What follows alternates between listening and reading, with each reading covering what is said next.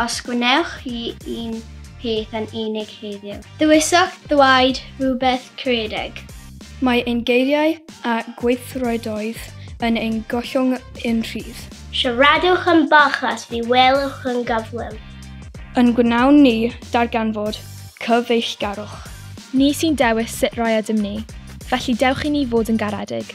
Os gwnewch chi rhoi gynnig ar un peth newydd yn unig, dangoswch parch trwy eich gweithredoedd. Codwch eich lais. Gwnewch argaff. Canwch y geiriau. Taniwch y sbarc. Cychwynwch y gadwyn o weithredoedd mwy caredig. Cymerwch gam amgen. Heidrwch ag edrych yn ôl. Os rannwch i un peth yn unig heddiw. Rhannwch wyn. Dangos esiampl. Rannwch yn neges beth fydd hynny.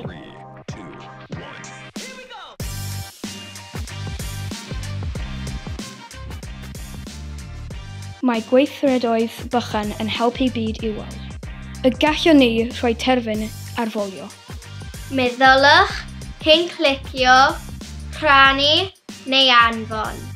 Ystylwch chi ar rywun yn peryloes. Gall eithfwrdd o weithredu newid pethau. Fodd bynnag gallwn ni rhannu a dangos. Pethau bychan sy'n rhoi gwybod i byd. Un arwydd, ba neu lais bychan. Gall paw ohonom ni wneud dewis. Codwch eich llais. Dywedwch wrth y byd. Ymunwch â ni y dywedwch. Un gair caredig. Ysbrydolwch eraill i ddilyn eich esiampl. Mae un gair bychan yn ddigon.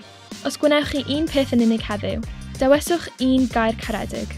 Beth allech chi ei ddweud?